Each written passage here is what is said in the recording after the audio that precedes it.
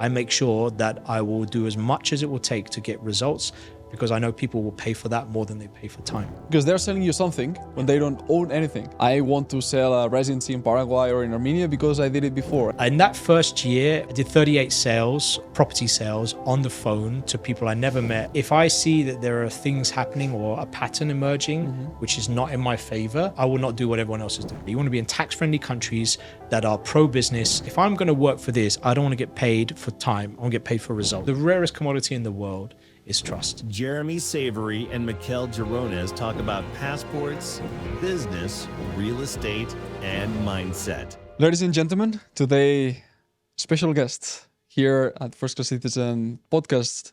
We are in the office in Dubai. It's difficult to catch because we're always traveling, but here, Mr. Jeremy, welcome. Good to see you again. Yes, and Different thank you. country. And thank you for having us here, you know, your set. Mi casa es tu casa. Mi casa es tu casa. Actually, now that we talk Spanish, we're gonna talk about raising global citizens married to a Latina and a real estate career that you've developed, you know, buying real estate. You said 30 properties in 11 countries. Yeah. Decide that you don't know about him because he's not about with the passports and the residencies, but these ventures. And I would say, let's start first with a bit of context. Where did you start with these of the residencies, citizenships? Because I saw in the entry that it says Savory Partners 1797. What's that story? So my family history goes back to like the 1700s. I have one of my cousins is actually like a historian for the family. He just finds all this random stuff and articles in the news, and so he's been building a kind of mini history library, and he's the one that finds all this stuff randomly, pictures and articles and news clips. So we in the 1700s, my great, as far back as you want to go, we had a pharmacy in central London, in Belgravia, New Bond Street, Chapel Street, and we used to be pharmacists for the kind of high society of London, and the royal family was some of our clients. So when Queen Elizabeth II, who passed away recently, when she was baptized, the anointing oil was made by my family. So we still have that bottle. But even there's some parts where the parts of Florence Nightingale and famous people like this. So it's really quite fascinating. I don't read all the history, but he kind of summarized it for me. Mm-hmm. But we had this for many years until around 1970s. 1950s. My father was born deaf. So in those days, he couldn't use the phone. And in those days, that was probably the best way of communicating. And so when he was born deaf, they realized that, or they came to the conclusion that the family business couldn't be passed down. And so in the end, they decided to sell it. And, I don't really know what happened to a lot of the proceeds. But I think by then we didn't own a lot of the business by then. We'd sold a lot of shares. But yeah, so my life wasn't really normal in that regard. Being born, my mother was deaf as well. So both. Yeah, both were deaf. Yeah. So my mother got it. They both got it through medical complications because it was after the Second World War, and both of my grandparents were in the British Army, and so when I was growing up, normally it would have been quite difficult for me to learn English, but because my grandmother was French, she raised us as if we were her own children, and so she taught me at the same time she teach me English. Because my parents obviously couldn't, she was teaching me French. So that's how I got my French to a good standard. So that was my upbringing. It was very unusual. It was very different. In a way, I felt like today, looking back, it was a bit of a special power because it meant that you had a very open idea of life. Nobody was passing on, oh, this is how we do things, or this is the way that life should be, and this is what, like normal society. So I guess a bit like yourself, I was a bit different. And when you're young, it's not good to be different. Normally, you just want to blend in. Yep. Now, looking back, I see that being different, being raised different, allowed me to have a different view of the world. I grew up much faster as well because I had to do a lot of things for my parents from the age of 11, 12, 13, 15. Wow. Completely different upbringing to your friends. And what did your circle tell you about that, or what was the reaction when they knew that your both parents were deaf? You mean my grandparents when they found No, out? no, no. Like your kids your age, like when you were in school Well, and all of this. Like how was that? Because, I mean, handling that when you are, let's say, 5, 7, 10 yeah, you years just want old. to blend in, right? Yeah, Yeah, exactly. yeah, And yeah. when they know, they figure out that your parents are deaf. Like, what was the comments? How did you Yeah, so I mean, I experience can tell that? you, I didn't grow up in an age of social media right now. It would have been probably a lot tougher. Mm-hmm. But it was what I noticed is that you don't, when you're at school, you just want to blend in. You don't want to Mm-hmm. be the odd one out. You don't want to be Mm-hmm. too tall, too short. You don't want to be any of that stuff. So I didn't tell anyone my parents were deaf. No one knew. Mm. So I changed schools a few times. I went to a good school, then I'm going to a bad school, and I ended up staying in the bad school. Unfortunately, it should have been the other way around, bad then good. Mm-hmm. But I ended up in good to bad, and I didn't. And that bad school was not near my home, so no one really knew much about me. Meant I didn't have too many friends because I just didn't want anyone to really know, because then everyone would find out the next day at school, and I knew my life was going to be tricky. So I didn't. I kept it to myself. I still had a few small, good friends who are still my friends to today. But what I realized is that when you go to university, it's a bit different, because the more unusual you are, the more popular you are. And so weirdly, you're in school. If you're unusual, like you're the odd one out and life is not easy. When you get to university, the more unusual you are, the more cool you are, the more weird you are, like you've got blue hair or whatever it may be. So that was a weird thing. And I think that tells us more about society, to be honest. But when I got to university, it was kind of like, wow, that's awesome. That's cool. And then, my life just carried on. But I don't talk about it. I don't advertise about it, because no one really asks and no one really cares. I think it's now today where I'm at a chapter in my life where I believe that I have so much experience through business, through investments, through obviously sovereignty as well, Mm-hmm. that I feel I'm in a chapter in my life where I wouldn't mind to kind of open up a little bit about some of the things that people don't know about. Mm-hmm. I wasn't very public before, at least not speaking. Mm-hmm. Because I think there's some things that in today's society people would be interesting for them to know, but also as a society, so that we can understand, basically we're not all perfect in life, and we should probably be a lot kinder to each other than maybe we could be. So yeah, I don't mind talking about it.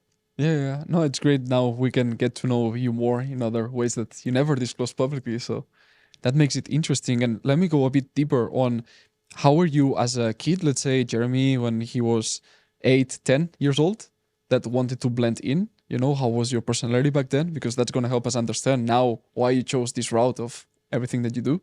And also, then I want to know in what ways you were different or being an outlier in university. I don't think I was too different in university. I think I was just happy, like everyone who goes to university, just especially in British universities, just want to be away from parents and home and just have a different life.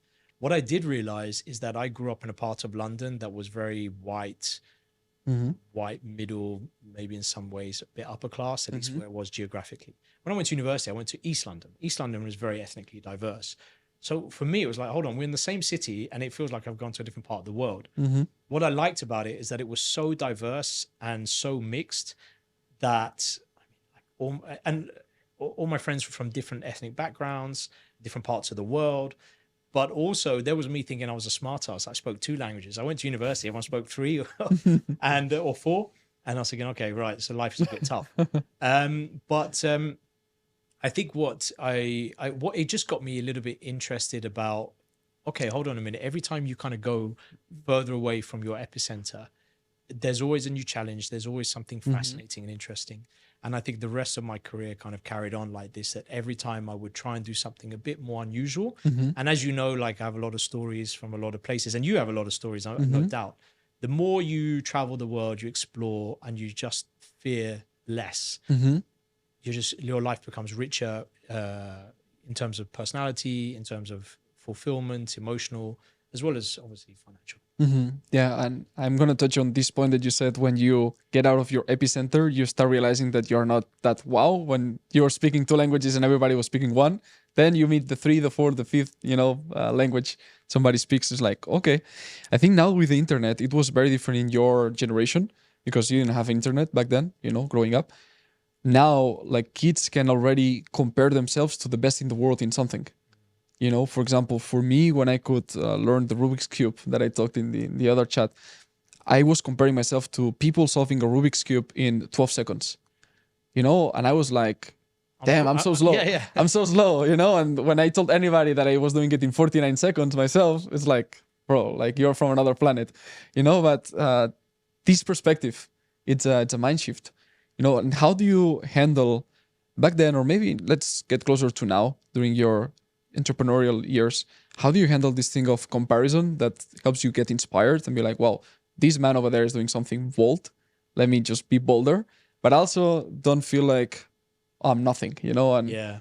comparison that leads to That's like a that. very important point you raised, and I think this is actually probably the principal reason why I'm taking more of this public stance is because I'm a father now and I have kids, and they're at the age where they're consuming content online because they have their iPads and they watch TV. And that's a really important point you make, because I think there's two things. First of all, you need to have competition. Some people are motivated by money, and some people are motivated by fame. And there's other people, for example, that are motivated by competition. I'm not interested by money or fame. I'm motivated by competition because I feel that you need it to push yourself to the next level. Whether when I used to play sport but now it's business. And as Mark Cuban said, business is the most competitive sport in the world. And by the way, I started my first and only business now I have other businesses, but it was the main business in Dubai, which is the most, and I'm often reminded by every single person, this is the most competitive place to do business. Yep. But the fact that I've built something and continue to own a significant player in this space means it wouldn't have happened if I had to be tested by the next new guy coming in or a big competitor coming in. And I'll tell you a story. This is a true story. So I know you like a lot of my passport stories, but this is a true story. So when I was starting out my business, I couldn't afford my own office. So what I did is I subleased, or maybe I told you this one. That's a great one. Everybody listen. Okay. That's a good story coming. Yeah. So basically, I couldn't afford my own office. So I had a friend of mine who had an office in Dubai, and I subleased 400 square feet from him, 300 square foot, and I subleased it, and it was me and two people, and we didn't. The office wasn't ours. So what happened is that he had a business that was kind of selling fragrances and as investment product. So, and the reception was in the middle, and I had my 400 square feet, and I think the office was about 4,000 square feet. So he had 3,600, and it was all like his team. We had one meeting room, and every time it was mine, I would go in there, we'd take down the perfume boxes. The room would smell, the office smelled really nice. And we'd have to go to the meeting room and pull up this banner. And the receptionist would tell her, this guy's for us. Okay, fine. And she would say, yeah, no problem. And then what would happen is people would come in, and the business was slowly getting, clients in here and there. The guy on the other side, I knew he had significant wealth because the main guy is in Singapore. He was a really, really wealthy guy, and he had set up this office here. And one day he says to my friend who's running the Dubai office, yeah, so what's the deal? Like, we got some guy who's subleasing it. And he just said, oh, he's my friend. Just let him he's just got a little startup. And then one day he said, yeah, he seems to be doing really well. And that friend of mine, I didn't know at the time, but he was half Kittian, half St. Kitts. So he's just like, yeah, he's doing this thing like a St. Kitts and Nevis passport. And so people are coming in. He seems to be taking off. Like, he used to be 2 and now he's 3 and now he's 4. And then that guy was like, well, let's just do that then. And at the time I thought we were going to be in it together and it was going to take off. And so I was super excited about it. And I still remember I was playing football, like 5-a-side. And I just got a message where it's like, yeah, actually, no thanks. We're going to do it ourselves. We're not going to do it with you. So I just, after football, just got in the car, drove straight back. I was all sweaty. I was like, what do you mean you're not going to do it with me? It's like, no, we're going to do it ourselves. It's like, but we're in the same office. He's like, yeah, I know, but it's cool. Like, we're just going to do it. And they hired, I think, about 8 sales guys. A marketing person came in. I think it was 2 marketing people came in, and they started running Google ad campaigns. And instead of people just coming for me to do passport discussions and them for this like lovely smelling perfume thing, they were doing passports too in the same office. And I mean, we ended up obviously succeeding, getting to where we are today and outlasting a guy who invested, I'm not joking, he invested probably $2 million in the first year, advertising staff, branding, you name it. Once you've done that, you're just fearless. You just know that competition is there, but you just need to just rise to it. And I still have that fight in me. I think I'm just now at the stage right now where I believe that there's other fights to be had, and I feel that there's other things I should be doing. Which, coming back to your point, that's the competition to your question. The other is I just feel like there's too much bullshit online, which make men sometimes, especially men, I would say, or even women, actually the same thing, make them feel what's the word, insufficient or Mm-hmm. lacking, and I Mm-hmm. think that that's wrong. Yeah, not And enough. Mm-hmm. yeah, there's not, and I don't think that's right. And because I know for a fact I've dealt with thousands of high net worth people, multimillionaires that and you'd be surprised how many of them don't have the money that it make it look like. That comes down to the watch, the car, the social media presence, and people don't need to worry. Just don't listen to what's online. I can Mm-hmm. tell you, I have met more multimillionaires than most people, and you just don't need to worry. They have had to sacrifice something at some stage: health, relationships. They've probably lost millions of dollars. But forget about everything, the noise. Focus on what you're good at, focus on that, and the rest will fall into place. Mm-hmm. Now that you say focus on what you're good at, what were you good at during that time when that competition started, between you and the other company with the guy putting millions, and you outlasted him and you had longevity in your business? What did you do differently when you, of course, didn't have the budget that he was using? I think I would do anything for a client. And I think that's still the case today. I'll do anything for a client. I probably, to be honest, at the later years, probably sacrificed a lot of the other things you should be doing with a large business, which is maybe I should have delegated more, or I should have maybe looked at another business, or built more structures.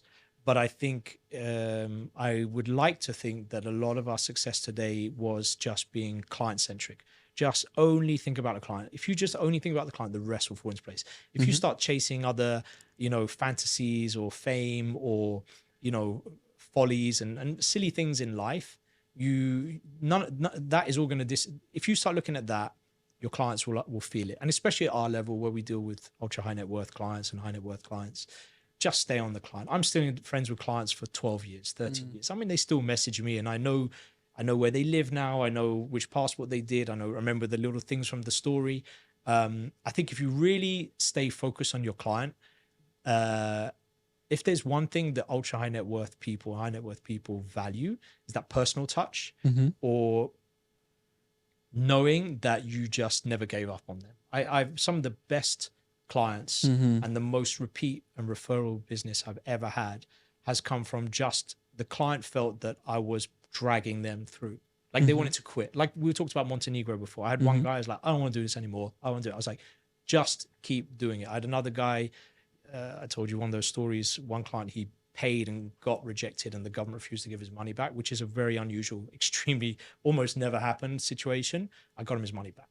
And he saw the length that I would go to him. And then I didn't realize, I told you the story, he turned out to be a significantly influential person in his whole country. So just stay focused on the client. You need to be focused on the client.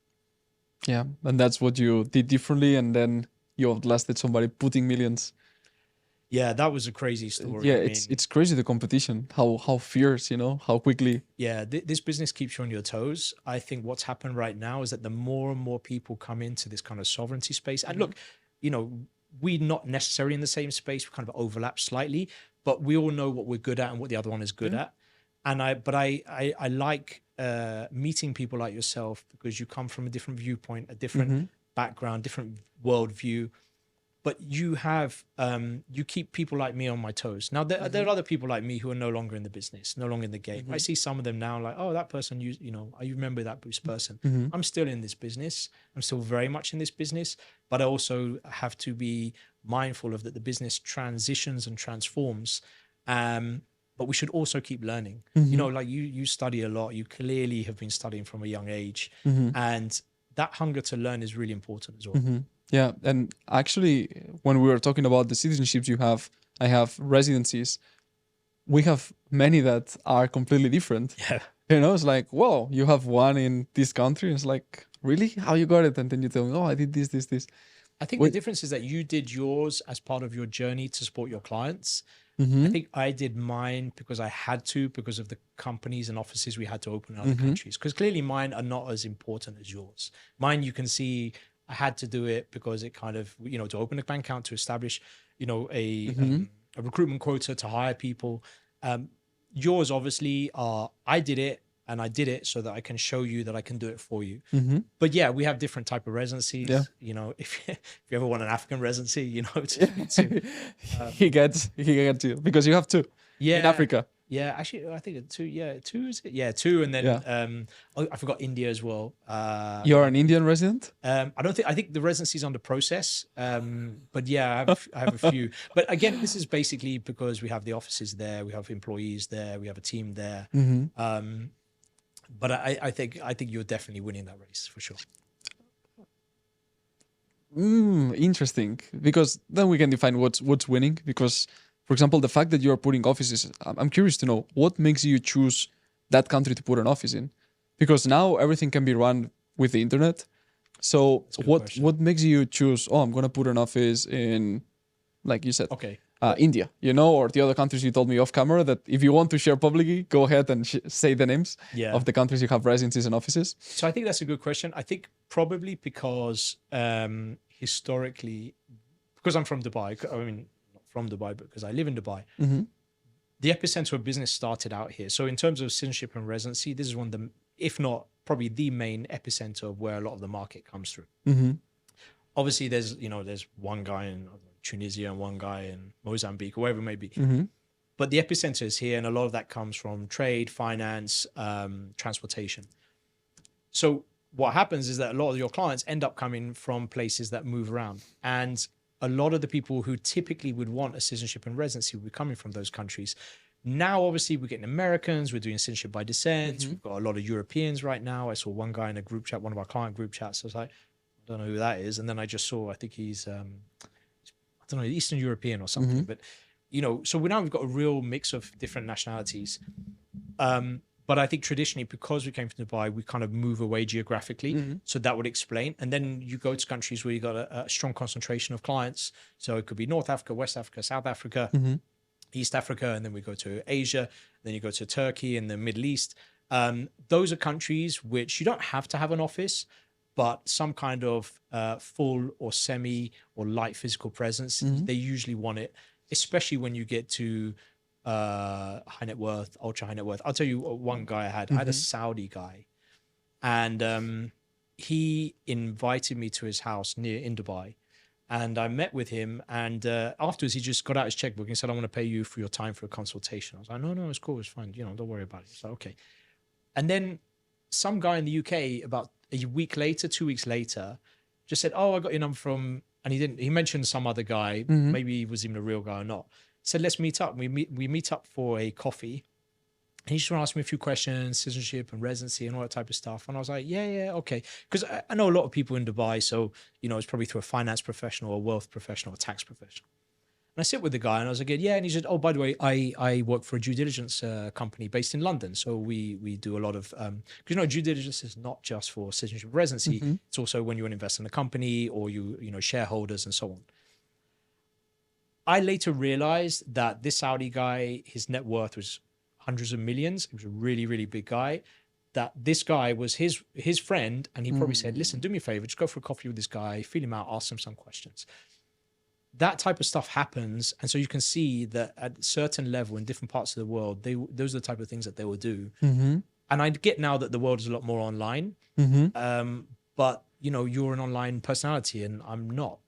So how else can you check me out other than visiting one of my offices? So you see my offices, you know, that's a way of due diligence. For sure. Gives credibility as well. If you are established, you know, gives this feeling of they are established, you know, especially when you're investing hundreds of thousands, you know, we're talking 250 or $500,000 in a passport, in a citizenship.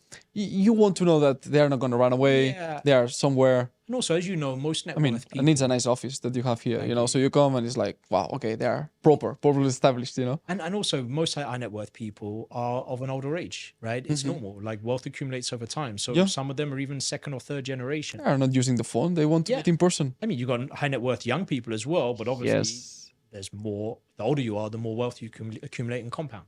So I think that's their way of doing due diligence. Yeah. Yeah.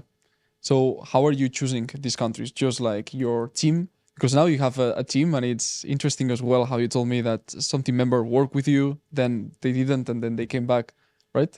Like people that coming and going, but eventually like you built a team that you now can trust.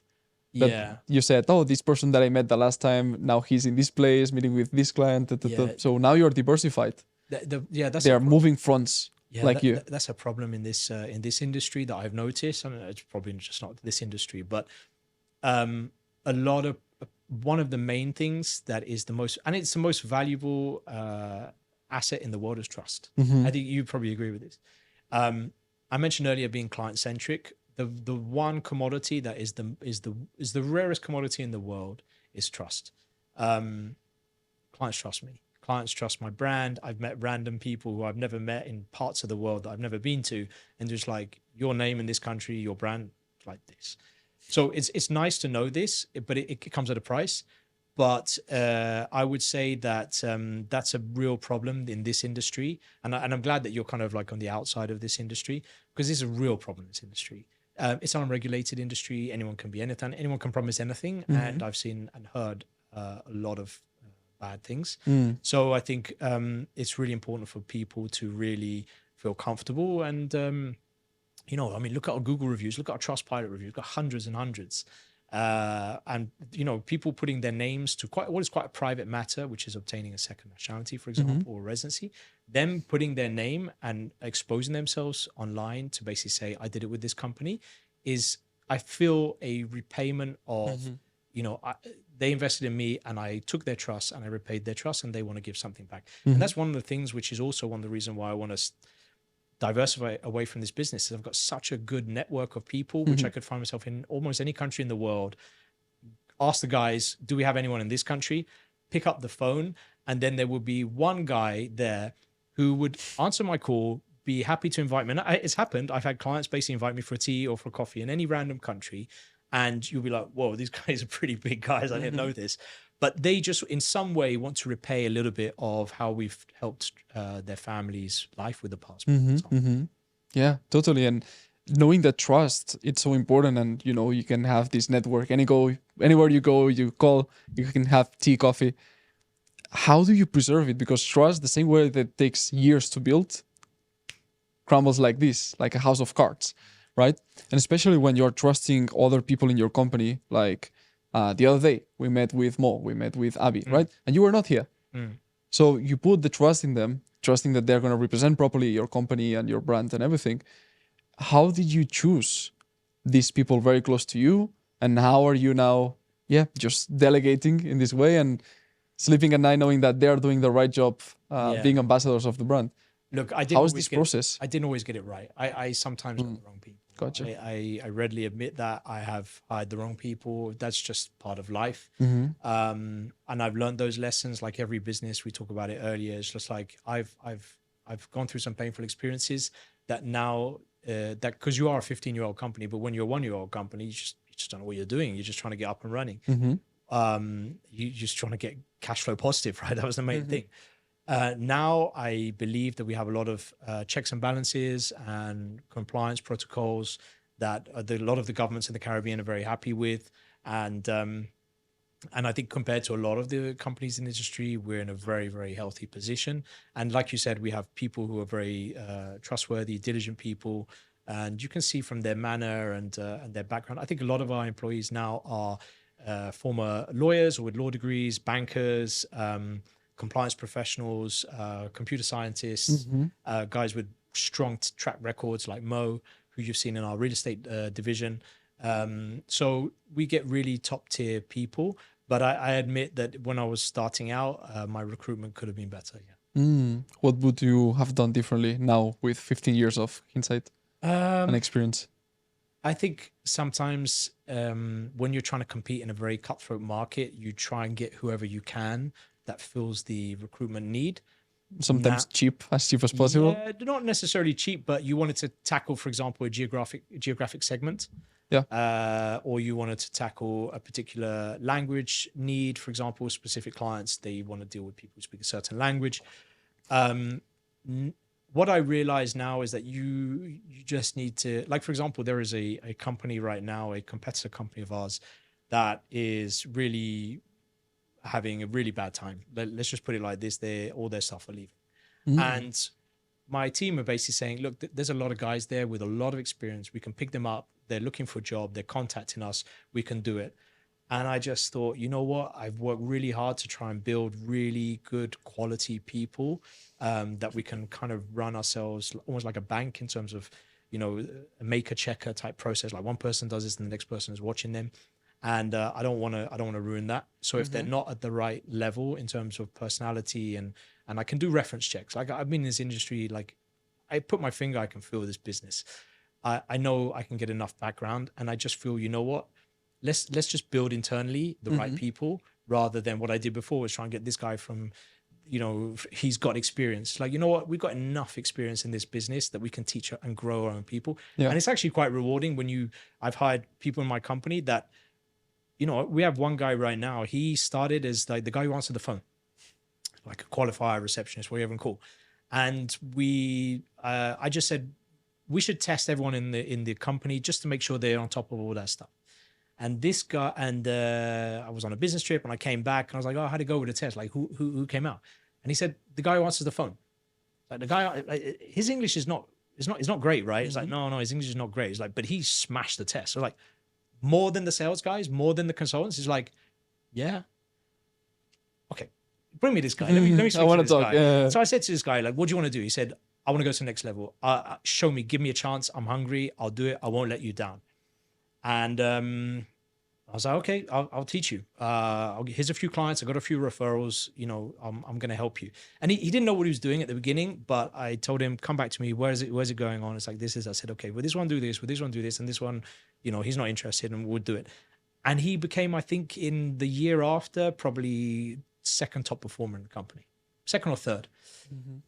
I like that, you know, and that guy, we have this, you know, like he's so grateful for the opportunity. I think he's just got married recently and he loves his company. And I really love that type of, you know, do you know what I mean? Like that's extremely rewarding. When you get to my age, it's like, there's other things that that reward you. And I really enjoy that. Yeah, totally. And it seemed like you put a test or something that helped you find out that he was the right talent for that position, right? So how is that process? How do you see the potential? Because there's this book as well, the E-Myth, that says that sometimes you have, that's a good book. Before you were asking about what are the best books, then that's a good one. He says, I think it's Miquel Gerber, something like that.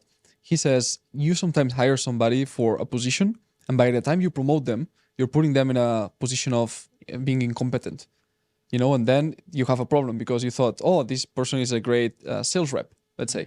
But then you promote them to sales manager and they suck at sales managing. Yeah. They were great closing the sale or whatever. So what's your process to know, okay, I'm going to promote this person, or what are the tests, you know, how you do this? Because now, of course, during these 15 years, you've fired so many people. Well, that's 15 years in the business. I've been working for 23 years now. Imagine. So with 23 years of experience. Yeah, that's a very good question. Yeah, some people, they can be really, really good in sales and just can't go up. You can have really good people in marketing, accounts, finance, HR. You know, I have my own legal counsel, my, you know, personal lawyer who's salaried by the company. But he originally was a case officer that used to help us for UK immigration programs. And UK immigration we're talking about UK, like it's going really bad, but it's just been getting progressively more complicated and it was just becoming a headache. And when we started doing Portugal, a lot of files in Portugal, he was doing Portugal and clients were not happy with him. They were just really not happy with him. So I was like, you know what? You're just not a case officer, whether it's not UK, it's not Portugal, it's just you. I just said, I have an issue with, like, you know, let's say it was like a property, you know, I have properties, fix this issue. And he fixed it. And we would have sometimes issues with tenants and, you know, different things like this. And then I started giving him companies and company structures. And then I realized that was his true calling. He was just in the wrong place. And now, again, we have this reciprocal respect, just like the other chap that I had that used to be the receptionist guy, is that I didn't give up on him. I would rather give someone another chance. Sometimes it's just not meant to be. Sometimes they can't grow up. Sometimes they can grow sideways. Management is, I've met I know a lady, she was probably the first ever lady I worked with when I was starting in a small company in the UK that ended up growing quite big. but she is still today doing sales, still today. And I worked with her 20 years ago. But she's a phenomenal salesperson. But when you put her to manage people, she's not a manager. I myself, I basically fell into sales. I didn't. The only reason I wanted to do sales in the beginning was coming back to what we said, which is like, if I'm going to work for this, I don't want to get paid for time. I want to get paid for results. So my whole life, I make sure that I will do as much as it will take to get results, because I know people will pay for that more than they pay for time. And what happened is I ended up becoming a manager, and I ended up being a pretty good manager, and then up becoming a director, and then we can do that. And then also I realized that once you get to that point in sales, you start becoming a sales and marketing director, and then you become a head of sales or CMO. And then I realized I was pretty good in marketing. But as you know, running a business, you need to be really good in not just sales, marketing, but also all of it, everything, banking, legal, recruitment. Recruitment, you're selling yourself as a company.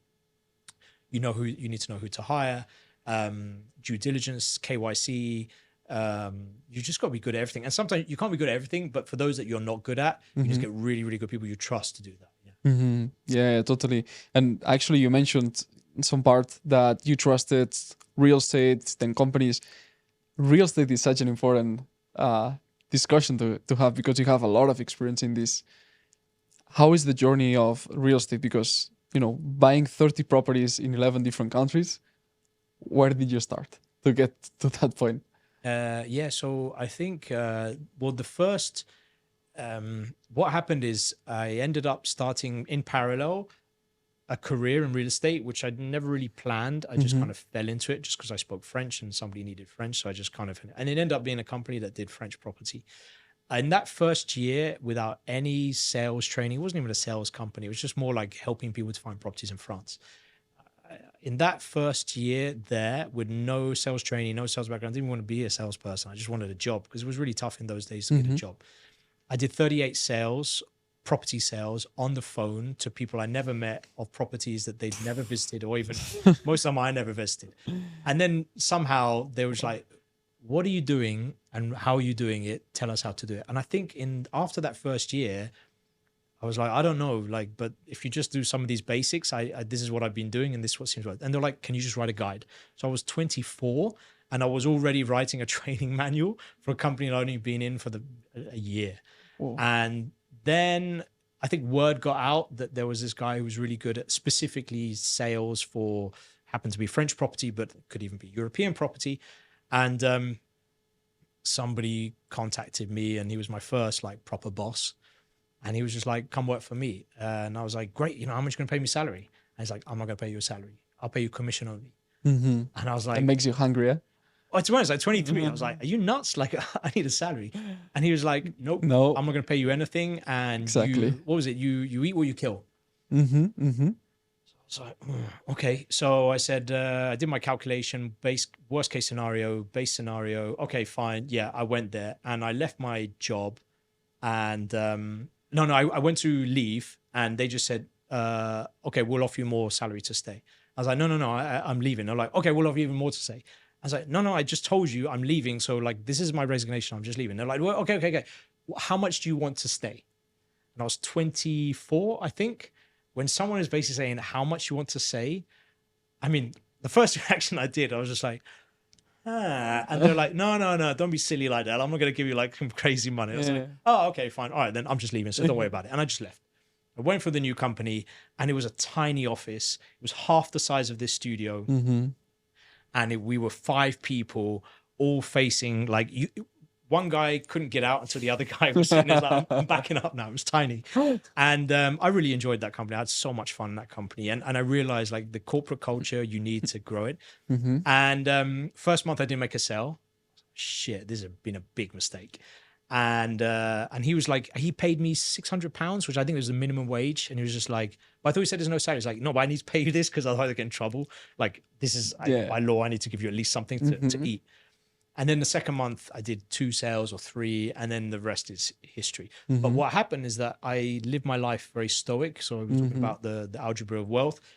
I kept my expenses really low. I didn't buy any silly stuff, just block out the noise of society, which is, as we mentioned, is much worse now.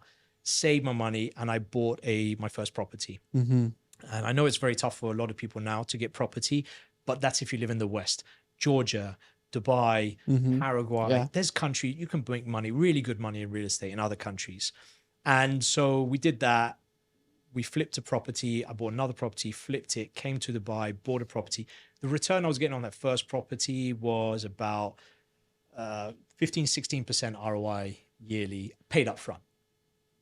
And then I ended up doing more property, and then I bought in Poland. I did that with a foreign currency mortgage. Not advised that, but still did good money. Then I ended up buying in the US, in Florida. Then I bought in other states. Then I bought in, and then I bought other countries. And then in Dubai, I kept buying. But what I did is I moved into commercial because I just didn't like the fact that I had an office, was paying rent. I had not a very nice landlord, should we say.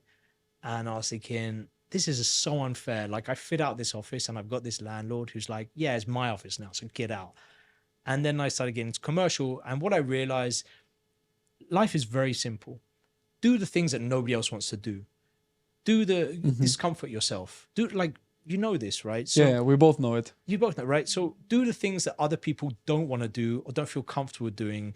And very simply, life will just fall for you. Because guess what? 90% of people don't want to do it. So do the other stuff, because those other 90 people will pay you to do that stuff, or you'll have zero competition. It's your blue ocean. And I realized commercial real estate, most brokers here, of which now everyone is a real estate broker to some extent. I mean, even I have a real estate brokerage. You go to the restaurant and they sell your property. I'm not joking. The guy who used to cut my hair. He was just like, yeah. So this is the last time I'm cutting your hair. I was like, oh, okay, cool. What are you doing? He's like, yeah, I'm going to be a real estate broker. I was like, oh, okay. So he said, on Monday, I'm going to call you about your properties in these places. I was like, okay. So obviously Monday he calls me and I just blocked him. Like, you're good at cutting hair, but I'm not, Yeah. But the minute that you got that, and you can see by my haircut, clearly I'm still trying to find a new guy. But anyway, so what happened is that now, and then I realized, you ask any real estate broker about a particular segment of that asset class. And I started going to commercial, and no one knew about commercial. No one could tell me about commercial. Oh, commercial, why do you want to do this? And then I start digging, and the yields are really good. And then there's other plays that you can get into, which I won't discuss here, but there's other ways you can get really, really good returns. And then that's when, I mean, that's not where I made most of my money, but it was one of the places. You just got to go and dig deeper. Don't do what everyone else is doing. That's the biggest mistake. People do what everyone else is doing. And some of the biggest deals I've done for clients, I've helped make clients millions of dollars in 1 year. And they would go, but you're not a real estate broker. It's like, that's probably a good thing. A real estate broker needs to sell you to make his commission to survive. Yes. I don't. And the second thing is that you have real experience. How many of these real estate brokers, they own a property in Dubai themselves? Correct. To start with. Because they're selling you something when they don't own anything. And we go back to this coherence and this congruency, right? That I want to sell a residency in Paraguay or in Armenia because I did it before. I want to sell this passport before I did it before. You are helping somebody with something you know how to do because you have a track record. Yeah. Saying you've done it in X amount of countries and specifically in Dubai, right? No, so I've bought in that many countries, but I've also advised clients. Like, so in my younger career, I was doing real estate consulting people in Morocco, Egypt. I went to Egypt in 2000 and something and consulted one of the largest developers there. I did projects in Italy, Spain, so I understand notarios in Spain, for example. Yes. I did it in Italy, France, lots of property, like hundreds. So I've done it for clients, pure investment. I've done it for myself. I've also advised developers. I've advised governments, sovereign wealth funds. I've done feasibility studies for KPMG. I've done all different types of stuff, but it's never really been the main thing, unless of course Citizenship and Residency, when you're talking about clients who invest in the Caribbean, Portugal, Turkey, then I would get a bit involved. And I think that's really helped, because you don't want a client who's happy for the passport but pissed off about their property. And that's a big problem that happens, unfortunately, right? I'm not saying we don't have clients who've had bad experiences. I don't have a crystal ball. I don't guarantee the future. But I would say I have a lot less headaches than other people, other companies who are really good at immigration, don't know anything about real estate, because guess what? In Portugal, until the law was stopped real estate, everyone was doing it. And you have a lot of people where I saw it's like, nah, man, this is worth half what you paid for it. So yeah, it's helped a lot. And you need to understand real estate. We all live in a house, right? So you need to understand. Yeah. So I could go on as I'm going to actually do a real estate guide. We're putting it together, so we'll release it soon. Wow. Basically, mistakes that you need to avoid, how to make money, yield, emerging markets, legal, foreign exchange, mortgages, like a lot of stuff. Yeah. Wow, interesting. Now you mentioned mortgages. What about the US market that you can get leverage with money, or one of the most generous, let's say? I mean, Georgia, we were talking before, it's quite generous as well, financing up to 70% of the house, Yeah. depending on Yeah. your profile in the bank. But tell me more. You mentioned that you bought in Florida, right? Yeah, I bought in Florida. So how was that experience? Well, I bought in Florida the first time, but then afterwards I bought in Ohio and Illinois as well. I bought cash. I don't always use mortgage. I do cash because I want yield. In the UK, you can get interest-only mortgages. So basically, that means that you're only paying off the interest, but the capital from the mortgage, you don't. That only works if property prices go up, which in the UK, largely they have. If you want to, but mortgages are also good just to kind of get exposure. I don't always do it, and it's different reasons. Sometimes commercial mortgages, you pay a higher rate, they give you lower LTV. And so sometimes I don't really do that for commercial. Sometimes I also buy to flip. I bought an office once and I renovated it and I sold it for double the money in 7 months. I could have done it in 6, but the contractor was slow, so I changed him. But in 7 months, I made double my money, which if you annualize it, it's like, what, 180% ROI. So, but in terms of the US, US is a good country for mortgages. You'd be able to talk more about that. But I did mainly cash. The problem with the US is it's all about liability, insuring yourself, because everyone's trying to sue you. Your tenant wants to get involved. HOA fees as well, sometimes are quite high. So I exited US, I think 3 years ago. I think Georgia is really interesting because you've got the yield, you've got capital appreciation. You don't really have too much currency exposure because everything kind of, even though it's in Georgian lari, it's very much dollar, like people kind of price on dollar, buy on dollar, sell on dollar. So that's really good. And then the fact you can build a credit profile and start to get leverage. I mean, Georgia's really interesting. I wasn't planning. Georgia for me was a holiday, but like you said, within a couple of days in Tbilisi, you're like, hold on a minute, I can be coming back. Yeah, totally. I heard it was a lot better pre-COVID, and now there's a lot of supply in the market. Yeah, Airbnb, but it's again, still really good. Yeah, again, and people look also for YouTube, because I'm a content creator. They said, oh, YouTube, back in, let's say 2018, if you didn't start in 2018, now it's 2022 and you're too late.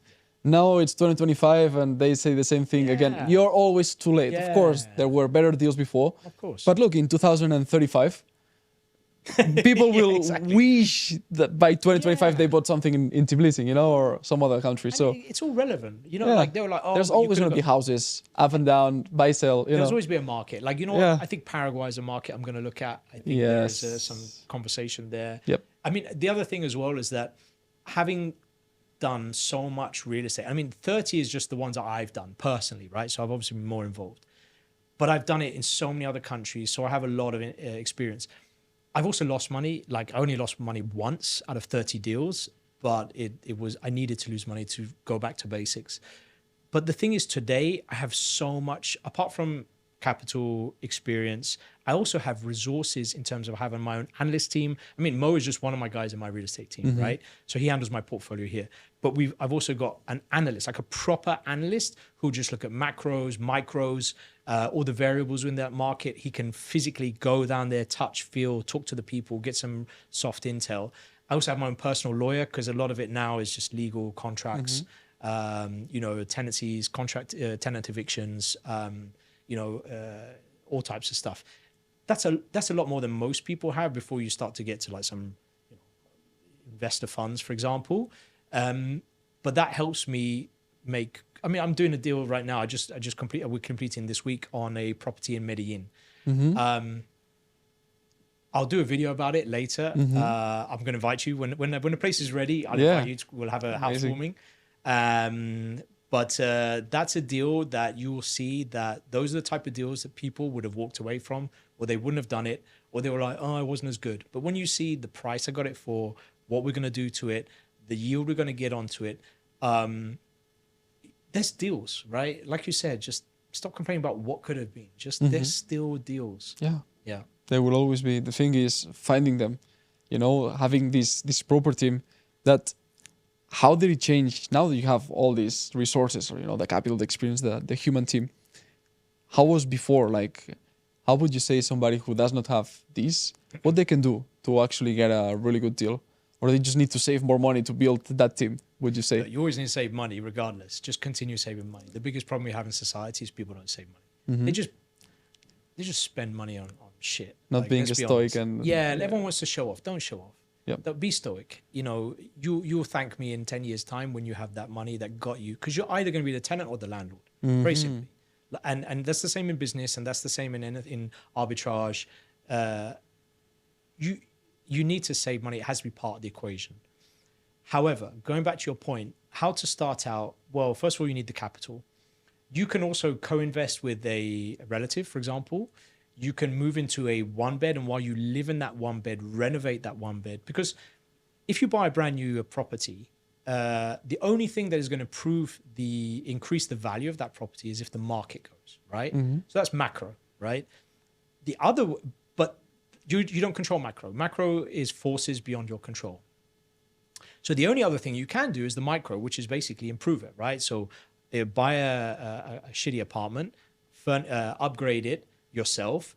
Properties with older properties, you can extend them, planning permission, all that type of stuff. Sometimes you don't need planning permission, but you extend that property. You can upgrade the interior of the property. You can sometimes build a basement. You can sometimes do a loft conversion. You can turn a one bed into a two bed with partitions, right? So you create the value internally in terms of micro. That's probably these, like, let's say you're a 3-bedroom apartment and you basically furnish one, move into the next one, furnish that one, go into the next one, furnish it. And then you've added property costs you $200,000. You created $50,000 of equity. You can even refinance it as well. Mortgages is another way to kind of get up and running. But you also need to be in a country which is on an upward curve. You don't want to be buying in a country that is overheating or there's too much supply. So it's a lot of micro and macro, but that's an example of what I would start.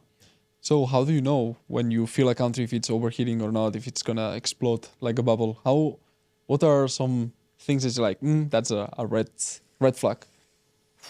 Because, for example, some people I hear say, oh, Dubai is overheated. Some people say, no, it's still a good opportunity. Like, what do you see, Jeremy?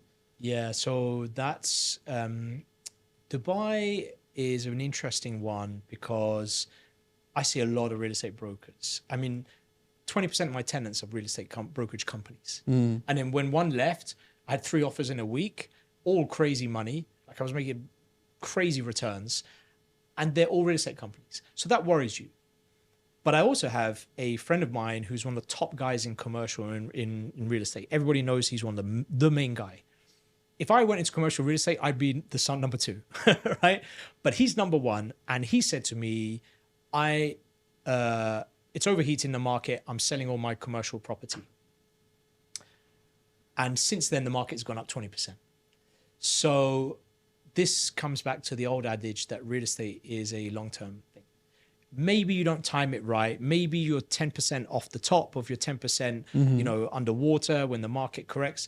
I think when you're talking about Dubai, don't base it on now. Yeah, you should have bought in 2020. Yeah, you should have bought in 2021. But I was like, no, I'm not buying again. And then I'm buying in 2021, 2022, 2023, and still sometimes in 2023, I made returns as good as I did in 2021.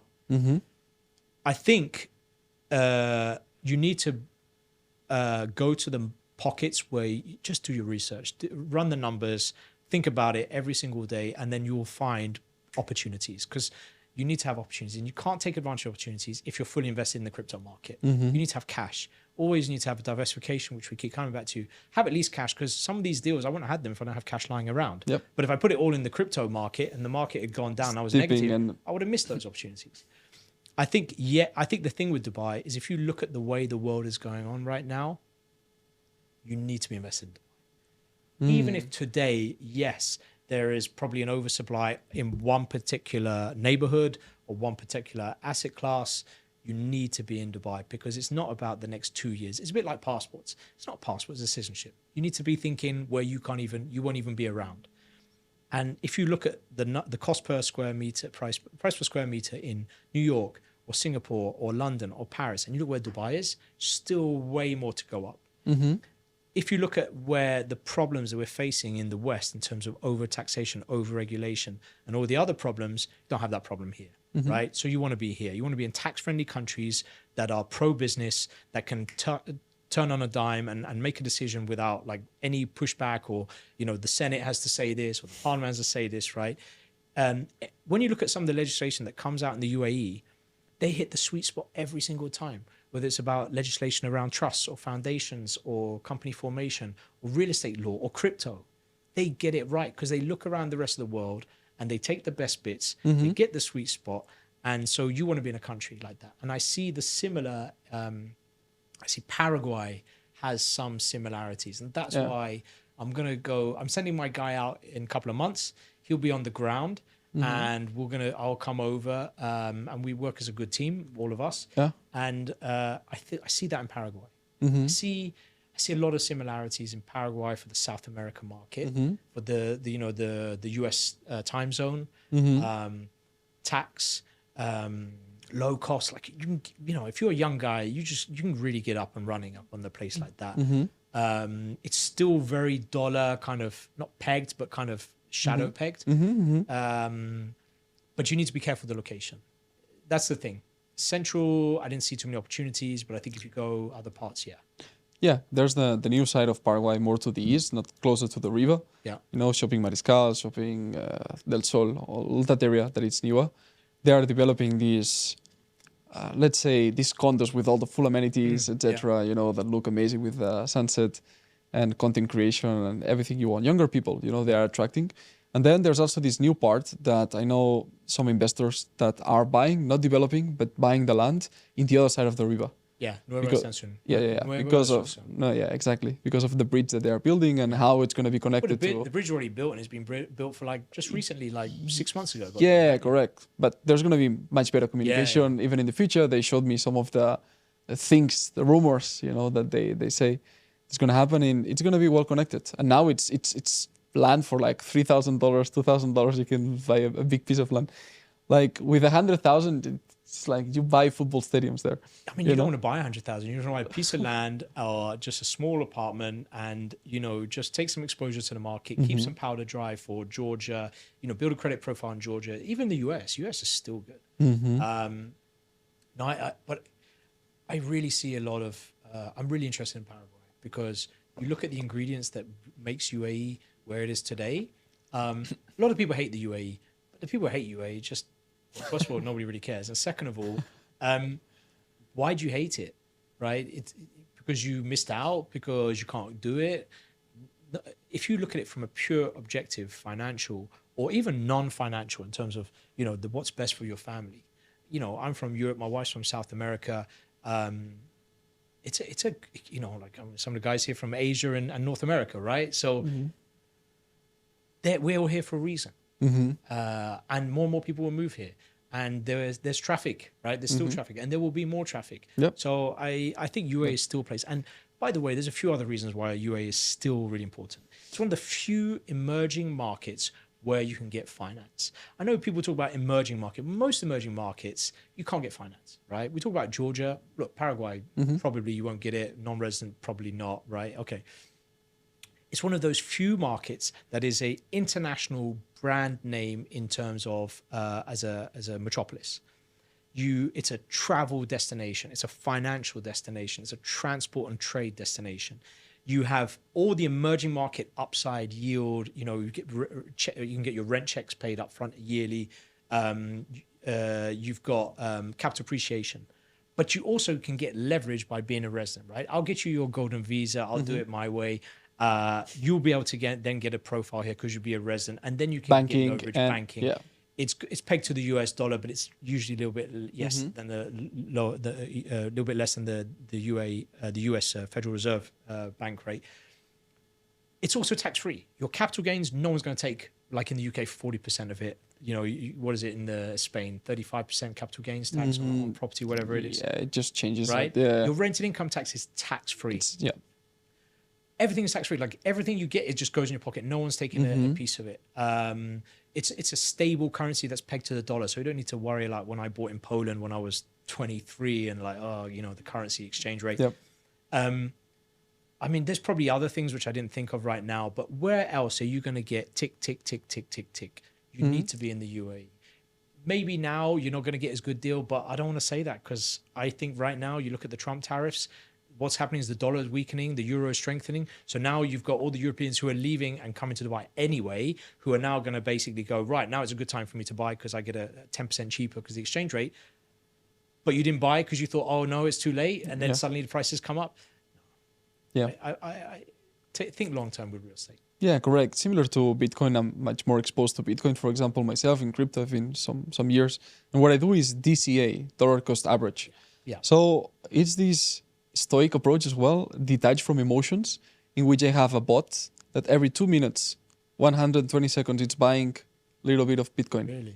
Every 2 minutes. And it's been like that for over 3 years now. That's a good approach as well. Yeah. And I just keep funding the whatever wallets, you know, that the bot is taking the fund from. And I'm not even focusing on where the market is going up, down. Like for every 2 minutes of the last 3 years, the bot has been buying. We are talking here and it has been buying multiple times now, you know, and this made me make good returns in Bitcoin. That's a good approach. You know, I'm also trying to make some money with Ethereum and other, let's say, lower, Spicier stuff. you know, these other altcoins. And yeah, it just takes a lot of mental energy. I even realized that I don't enjoy it that much, you know. I want to wake up in the morning and focus on growing the business and providing value to the clients, run, box, all of these things. Yeah. But not be like, oh, fuck, my whatever coin went down 30% in 2 hours, you know. Yeah. So it's also this approach long term that you were discussing. You know, you want to get exposure and then forget about it. And even if the price of real estate in Dubai goes down and up and this, look at a 10-year window. You know, it's gonna go eventually like up and that's it. Just do it and leave it. And I think, look, I want to ask you about this spot because I think that's a good way to do it. Because I've taken Bitcoin and I did it at a decent enough price, but I could have done obviously at a lower price. But as we said, I just did it and then just like, all right, fine. In the long term, we'll go on. Look, as long as we have fiscal stimulus and money being pumped in, it needs to find a home. So all asset is going to go up. So just take some exposure. But I think, yes, you don't want to have too much of it taking too much of your bandwidth. Yeah. You don't want to be distracted. But I just see a lot of people online who are pro crypto say, yeah, why would I do real estate? And then you see real estate people say, why would I do crypto? It's like, just do both. Yeah. Right? Just do a little bit in both. And then at least you know that you've done it. And I think, yeah, just take some exposure, be diversified. As I mentioned, it all comes back to the algebra of wealth. It's just like be diversified, let things take their time, but focus on the main revenue generator, which ultimately, whichever you look at, business, real estate, crypto, you are the main revenue generator, you. So the more you invest in you, the better you're going to be. And that's the same thing as whether it's health or relationships or fatherhood or whatever it may be. Yeah, you want your team as well, because that's something that I keep hearing during this conversation. My mind is going in the ground there in Paraguay to see this. The analyst here, the Mo is managing all my portfolio. You're not doing everything yourself, so you chose people that are also, exactly, you can't. People that are also improving themselves constantly. And that's what you can build, like a portfolio in where they make money through the money they make you, and you know, it's a win-win for everybody. You need people who are smarter than you and more specialized in that niche. Yeah. You know, I have a big marketing team. I have a big case officer team. You know, I've got lawyers, I've got finance people. It's like you can't be good at everything, and you get people who you need that. I mean, you really need people who are smarter than you or have different skills or personality traits. So yeah, I mean, over the years, I've had different people, and I know what I'm good at. I know what I'm definitely not good at. And I think I would also extend the same to family and relationships as well. I think I know a lot of people who they get the wrong partner in life, the wrong life partner. And I've been very blessed to have a really good life partner, because I just have seen a lot of friends of mine, and not always obviously of their own, you know, fault but sometimes circumstances, that it's just not worked out. And unfortunately that knocks on into other parts of life. it's a real tough thing, and I know sometimes people focus too much on making money and other things sacrifice, or people focus in, let's say, another area, and then the money goes down. But friends, family, Health. health definitely. I've really I think that's the one thing that I lost in building my business. Is I think that was the one that I lost. I think my health. Yeah, I used to be quite competitive in football, and then I stopped roughly around the time the business was taking up my time, and I didn't do any exercise for 11 years, anything. Wow. And I am paying a little bit the price for that right now. I You don't think got back now into exercise? a little bit, Okay. but I unfortunately there's some I should have really focused more on my health. I think, and now my kids now I'm really getting them into this. Like I'm building a gym in my house now, and it's for me because obviously the older you get, the tougher it is, but also for my kids to get those good habits. My only sport when I was a kid is I was kicking a football against a garage door. That was me. Yeah. I don't see many kids kicking the football against a garage door in Dubai, I'll tell you. But Yeah, not in the but way. yeah, so I would say my health is what and it was a big mistake. I shouldn't have stopped completely. Yeah, keep it, because eventually, like, we all have the time. It's just making it a priority or not. Now I make it a priority. Yeah, exactly. But we all have the same 24 hours, so I'm yeah. not going to do 2 times a day like you. I think that's over. Yeah. Too much, but yeah. Yeah, it's just a preference as well. It's something that I enjoy. So yeah, for me, it's just this thing. But again, I'm not doing it for health. I'm doing it for elite performance, which is different. Yeah. I think that if it's for health, you don't need to train twice a day. I do it because I want to be the best boxer and runner that I can in the parameters that I want, So yeah, that's different topic. But before we get into this final round of personal life, let's talk about the family. How did you choose your partner? Like, how was the story? Where is she from? Where did you meet? And what are the green flags that you saw from the beginning? Green flags, okay, as opposed to red flags. Yeah, Okay. let's start with the green flags. So I'll be very frank. Dubai, I'd been here for a few years, and I'm someone that, as you can tell a little bit, my career and my life, I'm very objective. If I see that there are things happening or a pattern emerging, which is not in my favor, I'm just not in. I will not do what everyone else is doing. I look at the highest output for the minimum input, or the biggest top line and the lowest bottom line. And in the UAE, I noticed that this is a country where it's very transitory. So people come, people go. That's the nature of a country that has a very high population of expats. And I was, the dating scene here is very unusual, should we say. And when I had a lot of fun in the first few years, and then I realized, like, I want to settle down. And I realized that because of the way that the UAE is, and a lot of different things, I just thought to myself, this is not where it's not going to be here. I'm not going to find my future wife here. It's kind of weird, I'll tell you. I did go and see one of these. I had a friend of mine who was crazy. I had a flatmate, crazy guy, really crazy, but a good businessman, but crazy. He went to see like a fortune teller, and I was like, man, that stuff is rubbish. But I did go and see it, and she just said, you're going to meet someone. Oh, okay, great. And you want to believe it. And she just said, yeah, she's not going to be from here. And I was thinking, of course you're not going to be from here. Like 99% of us are not from here. Yeah. So I was like, this is a waste of time. So you're not much help. But I knew already that, as much as that person wasn't going to be from here, I don't think it was going to be from someone who wasn't from here, but I'm not really going to meet that person in here. So she's not going to be foreign here. It's going to be outside. So I knew that already. So we were just playing football one day, and a friend of mine, he just said, I'm going to Colombia for summer. I was like, what are you going to Colombia for? And he said, oh, my wife's from there. And I was thinking, he said, you got any plans? I said, no. Okay, fine, I'll go. So I go to Colombia, and, it's a fantastic country. I think it's fair to say the natural resource there is, it's fair to say is one of them is the ladies, I would say, the women. I can't deny that. A lot of people say that, so I know it's not just me, and it's very common knowledge. I think some people go there for the wrong reasons or just for a bit of fun. I didn't really have any kind of, goal or anything like this. I just knew that I just want to go on holiday because I love travel, and it's been the real thing that's underpinned everything in my life, my kids, my wife, my business, my investments. It's just the world. I'm just fascinated about the world, travel and languages and food, whatever. So I just knew it was going to be a holiday. And then on the second or third day, his wife basically said, "Oh, we're going to go out." And it's just me and my friend and his wife. And he said, "Oh, we're going to invite my wife's flatmate." And then I meet this lady, and she was always on the phone. And I was thinking,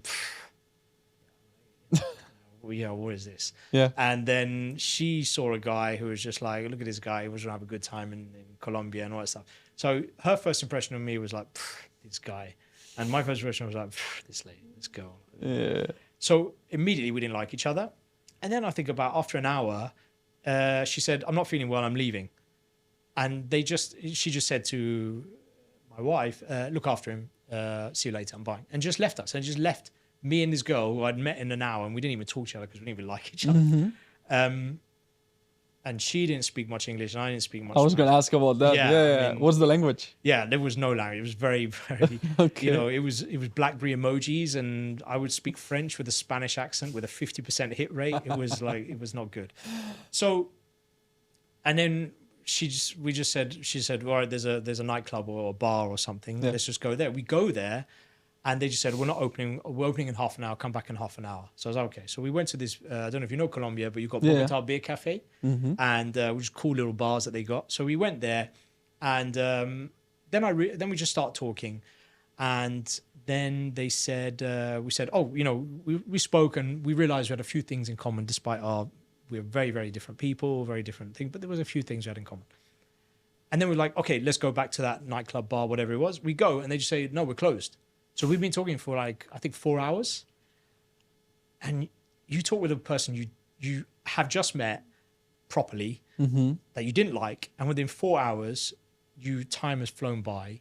You didn't even know 4 hours, and then I think that moment I thought, imagine if we spoke the same language, imagine what it's like with a bit more time.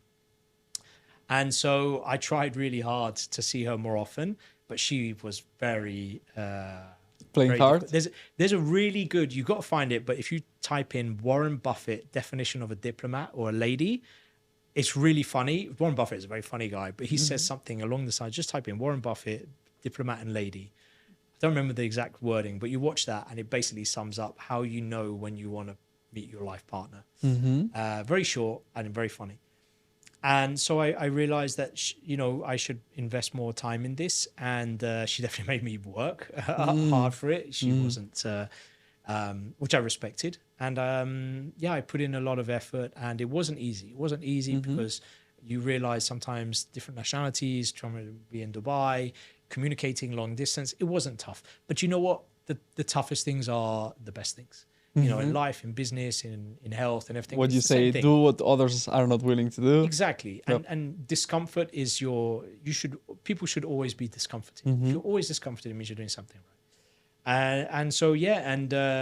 I introduced, at the time, I was with a friend of mine, and we were just talking about marriage, and he said, he just straight up, he just looked at me and said, dude, you are never going to do better than that, ever.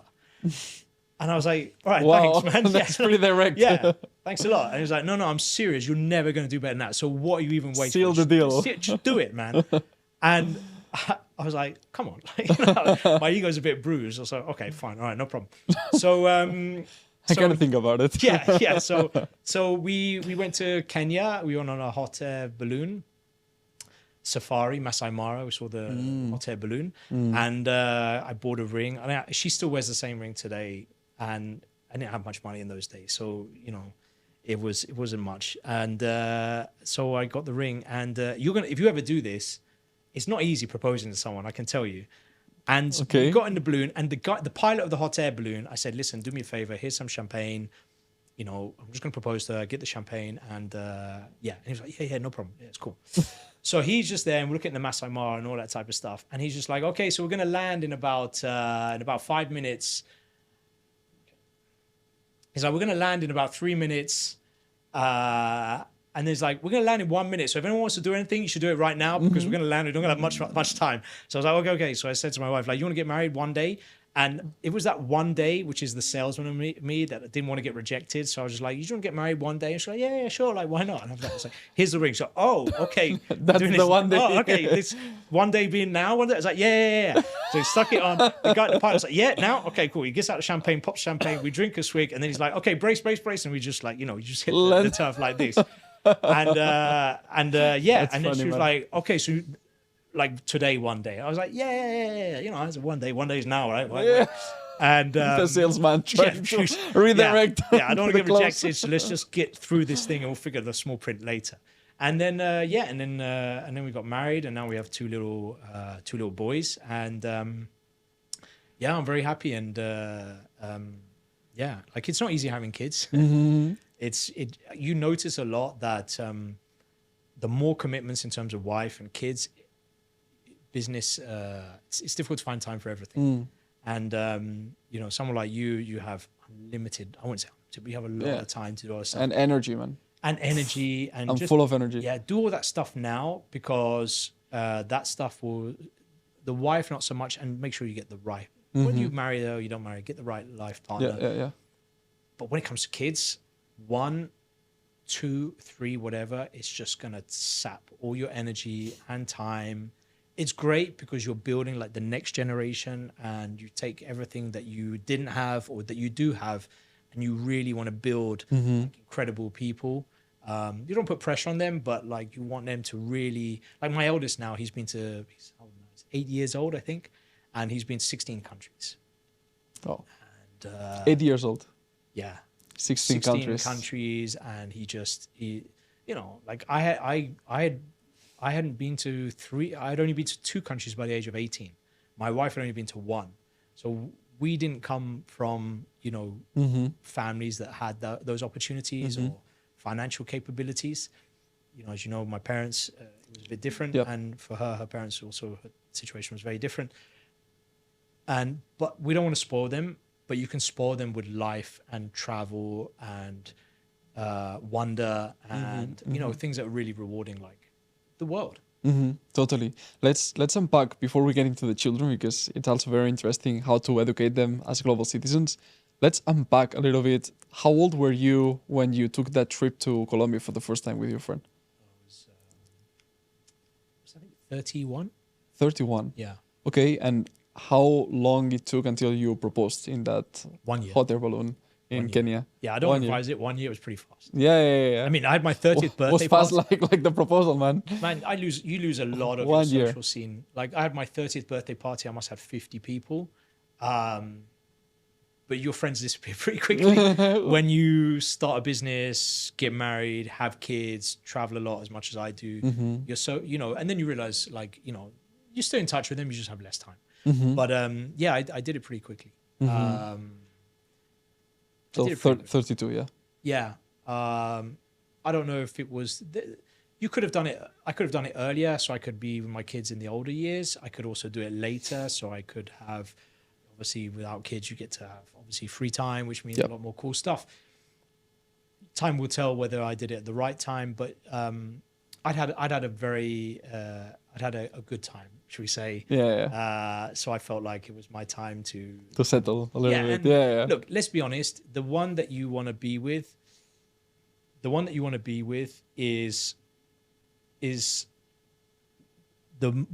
that you want to be attracted to them. You want to connect with them mentally. You want to know that they have the same values. I don't get involved in religion and politics. I don't think that should ever get involved. You want to have someone that has all of these things. You don't want to have one of those things. If you have one of those things, it's not going to work out.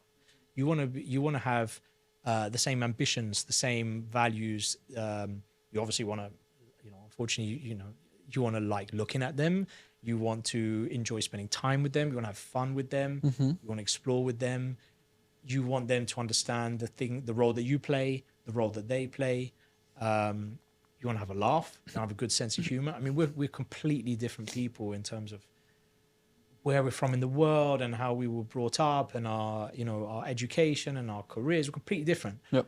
but we have a laugh and we have a mission, and she's a wonderful mother. Like I'm so happy about that because that's really important to me, and she's an exceptional mother.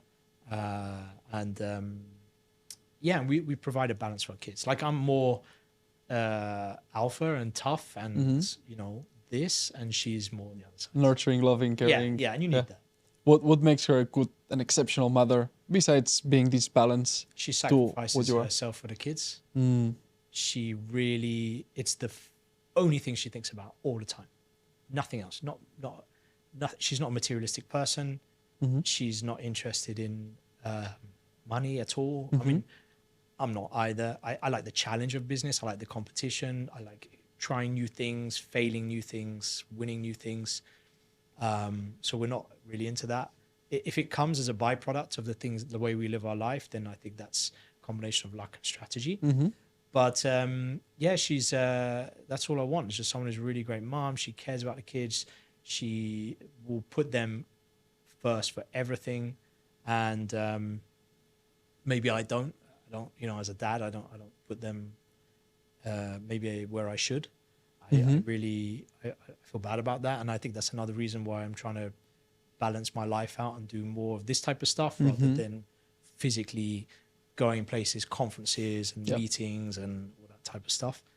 But no, she's a wonderful, and you know, Latinos, like it's all about family. Yeah. It's all about family and the simple things in life. In the Western cultures, we get caught up with material things. And I noticed this, and you probably noticed the same, South Americans, it's all about family, fun, partying, the weekends. You know, work comes way down, which is where I have to kind of balance it out. It. Yep. But her family is super nice, humble people, decent people. That's what I was gonna say. I get on really well with her. Depending on her upbringing as well, it's gonna. No, I've been very fortunate. Like, her family are really, really decent people, morally decent people, ethically decent people. I'm friends with all of them. I get really well with all of them. We have a good laugh. I bring them sometimes on trips. I did Peru in 4 days, and I brought 2 of her family relatives with us, and we had, you know, I think 1 year. In 1 year, I paid for 72 flights for friends and family. In 1 year, I think it was in 2000. 72. Yeah, friends and 72 flights. Wow. Yeah, I think I remember. So that was And I'm excluding sure my own. she values that. You know, if it was her relatives. Yeah, because she doesn't want money. She just wants her family to be with her when And to experience these things together. Yes. Yeah. And yeah, and I think that's important to have someone that is aligned with you on this. You don't want someone that is, you know, unfortunately in business, like you don't want to bring on a partner in your business that attracts more costs. Yeah. And I would say in a relationship, it's the same thing as Yeah, well. totally. Especially in Dubai, that we see a lot of materialistic relationships going on. Let's say. And it's not just Dubai; it's everywhere. I mean, of course. but I know what you mean. But here is a honeypot for that. You know. Yeah. So I think you understand that was one of the reasons why at 30, 31, 29, I was thinking, yeah, I don't know if this is like I'm having fun, but I'm not gonna build legacy here, family. Yeah. I mean, I can understand. Yeah. It's not the only country, but Were you thinking that the partner you would choose would be Colombian, like, or Latin American? Let's say I knew she Latin wasn't going to be America. English. I mean, you know, I'd had You relationships. knew in the that? UK. I knew she wasn't going to be English. Yeah. I just need to be challenged. I need something new. I need something exotic. I need something where I'm going to learn about where they're from. But did you ever think about Russian, Eastern Europe, Chinese, Japanese, Korean, some other parts Filipino? of the world. Yeah, out of respect to my Thai. wife, I'm not going to talk about different things. I have enough of a problem with my old friends who come up with me and they're like, "Oh, but Remind you Jeremy." of. Yeah, basically, I get a lot of that stuff, which really doesn't help. Remember that? Yeah, I mean, like, guys, shut up. Like, Yeah. you know, I'm happily married. Yeah, like, come beautiful on, man. children. Yeah, you know, and yeah, I have 1 or 2. It's like, no, but we need to talk about no, we're not going to talk about that. But no, I just didn't know. I just knew that it was not going to be from the UK because I've been geared like you to basically say, Challenged. life is better outside. Yeah, like just like you said, be challenged, go out there, explore. Discomfort. You know, and understanding Colombian history and culture cuisine. You know, I'm a big food guy, so you know, I love a lot of food there. Yeah. I wish they had more veg, to be honest, in some of their food. Like Yeah. it's very protein heavy. Arepa Ah, el día entero. oh my god, yeah. So Arepa todo el día. but also understanding a little bit from Colombia how, unfortunately, how they get perceived overseas. Like it's really bad. But it's a whole South America, man. When I'm telling people, oh yeah, I spent a lot of time in Brazil, they say, oh, Brazil, dangerous. I've spent time in Mexico, guns, Pablo Escobar, you know, or like, you know, And Colombia drugs. gets it really bad. Yeah, same thing in Colombia, you know, drugs and all these things, Venezuela. But I think it's general all South America. I would say Colombia, Brazil, Mexico I mean, are the ones that are suffering all this bullying, you know, I mean, worldwide. look, you think about Africa. But then you go, right? but think then about but then you Africa. go and it's fine. I've been living in South America for 4 years and a half in total. But Africa is the same thing. It's like Yeah, I have a lot fine. of friends of Africa. I have a lot of clients in Yeah. Africa. I have team members in Africa. I have, Yeah. you know, I've been many times to many countries in Africa, and I have seen, you know, these guys. Doesn't matter. It doesn't even matter what you've studied, what you've achieved, what you've built. You know, nothing. It's basically, oh, you're from this country, and in Colombia I see it a lot. You know, you say your wife's from Colombia, and people think of three things. And you know what those three things are, which right? are? Go ahead. Yeah, you know, right? Hot and like No. They all think of this. Narcos, Pablo Escobar, and cocaine, right? Really? I think Oh my maybe God. the other Okay. two, yeah, right. Yeah, But okay. those three things Would are be some different usually one. three of the top five things that 99% of the time people think about. And imagine if you're Colombian, it's like, well, we got other stuff too. Like, and actually, we'd like to try and forget about that thing because it's not really Pablo Escobar thing is it's really scarred the country. But you know, I go to Medellin recently, as I told you, I'm buying a place there. Yep. It's really fantastic. I love that place. It's really got a vibe. But I've been to Cartagena and I've been to some of the interior as well. You know, Bogota is a bit boring to be honest, but I mean restaurants are good. But yeah, I just love visiting new places and exploring new places, making friends in new places. I never thought that my wife would be from Colombia, but I am so happy that I found her and that she happened to be from that family and she happened to be this country, because now my kids have, you know, they speak Spanish with a real English accent, which is super cute.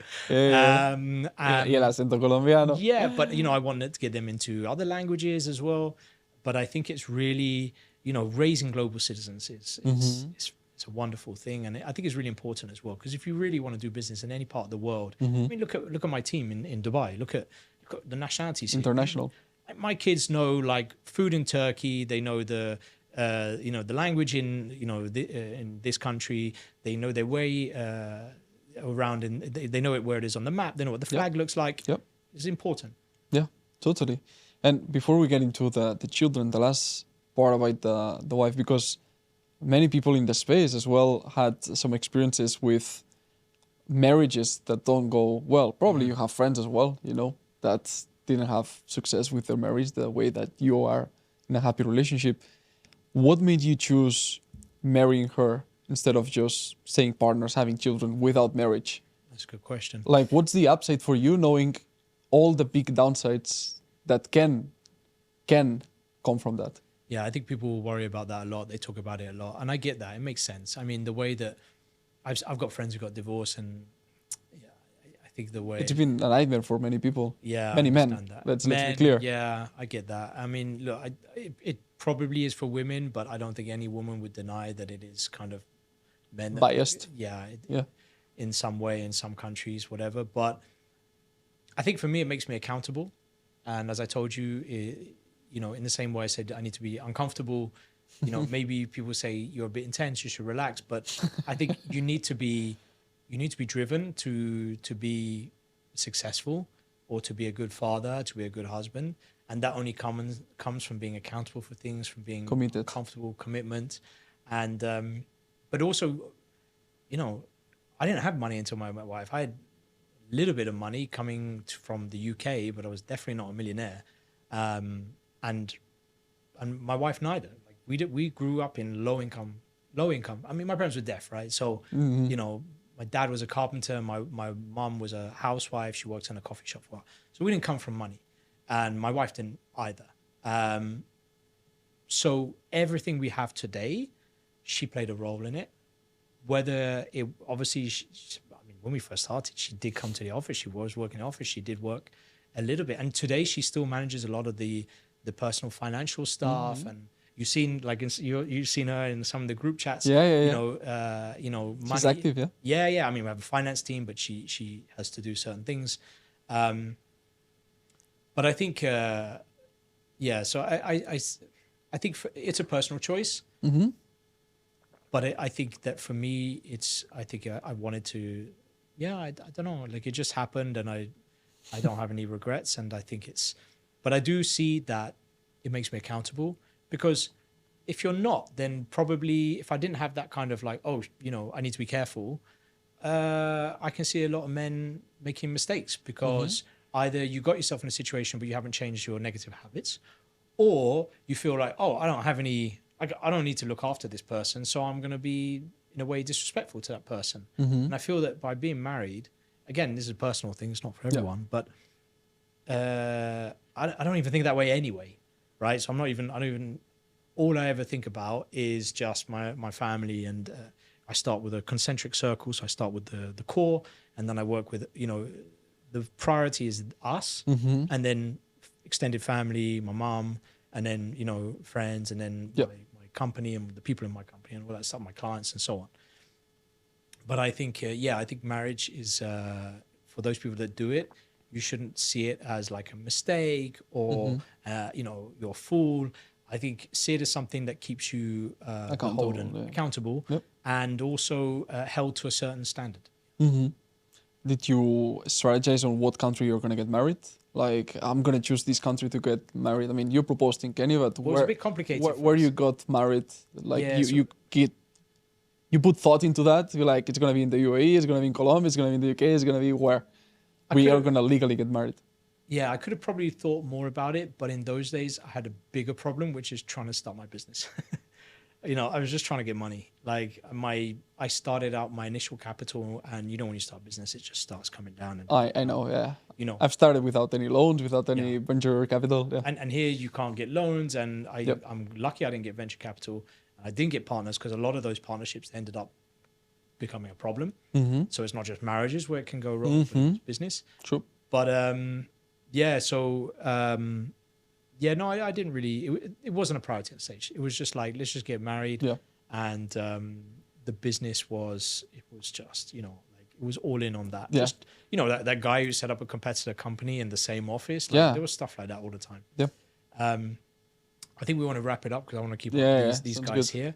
Do you want to do a quick? You don't need to do a quick fire or anything like that, because unless you've got some questions, I don't know. No, it's good. Actually, let's wrap it up in a couple of minutes. Then we are going to edit this last part. So I think we can also then have a conversation about kids another time. Yeah. Wrap it up. Yeah, guys has been super diligent here.